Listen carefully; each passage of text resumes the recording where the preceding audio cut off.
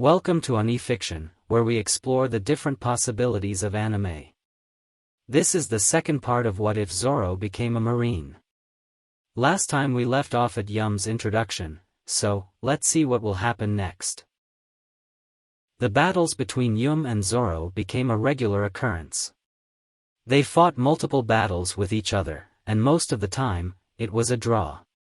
Both pushed each other to do better and better. The relationship between Yum and Zoro had developed more than just being rivals, they had become close friends. On one particular night, after their usual sparring, they sat down to watch the stars. Yum asked, "Zoro, why did you join the Marines?" While looking up at the sky, Zoro answered, "I made a promise to a friend, that I will become the world's strongest swordsman, and my sensei suggested that I join the Marines to get stronger and have a chance to meet Mihawk someday." "That's interesting." Silence ensues. "So, are you not going to ask me for my reason?"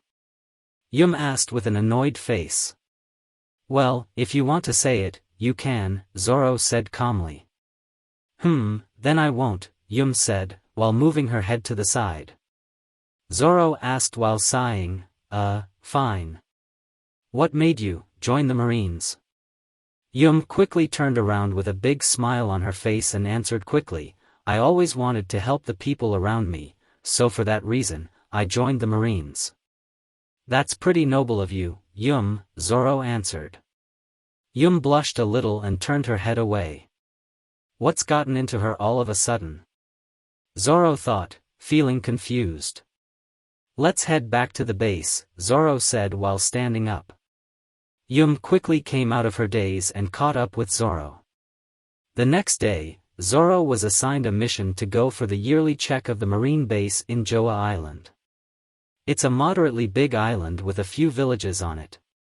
Zoro was given the choice of who to bring along, and without any hesitation, he chose Yum. The moment Yum heard about this, she had a huge smile on her face. Both of them packed their bags and left for the mission. While they were traveling on the boat, Yum asked Zoro why he chose her to bring along. Zoro, with a straightforward face, answered, "You were the only one I knew." The answer disappointed Yum, but it also made her happy at the same time. Soon they arrived at Joa Island, and while being escorted, they noticed that the people on the island were wearing rags but also seemed to smile at them whenever they saw Zoro or Yum. Zoro did not find the smiles genuine or natural. Most kids seemed to be missing teeth, so Zoro made a mental note to ask about the condition of the villagers when they reached the base. They entered the base and met with the marine officer in charge of the island. He was a tall but chubby man with gold rings on his fingers and gold chains around his neck. Zoro received the report from the officer and passed it to Yum, as he was not able to read properly. She read the report out loud for Zoro's assessment. The report did not mention anything about a famine or any problems, so Zoro asked the officer, with a stern voice, about the condition of the people.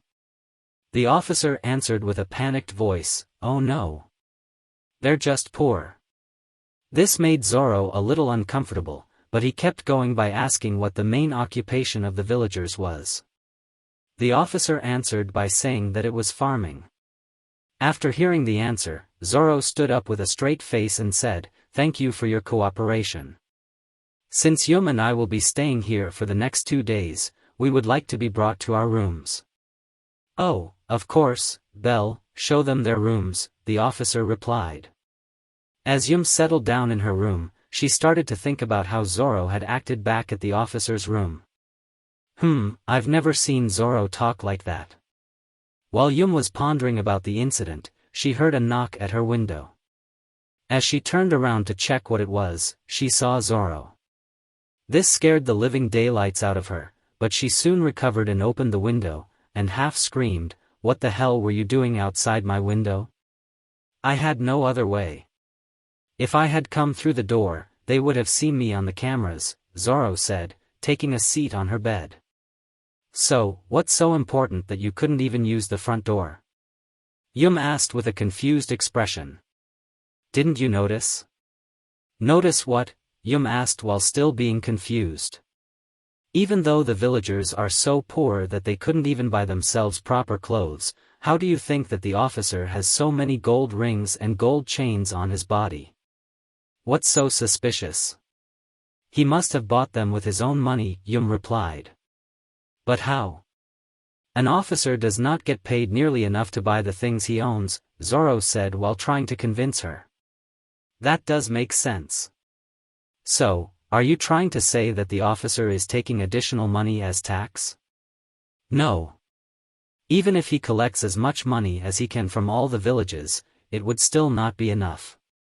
There has to be somewhere else where he's getting his money from, Zoro answered. So, what do you want to do? Yum asked. Let's go to the village and ask around. Zoro, that's not a good idea. If what you said is true, that officer would most probably place spies in the village, Yum said in a serious voice. Yeah, I didn't think about that. Then let's ask the kids without anybody seeing us. Yeah, I think that would be the safest option, Yum mused.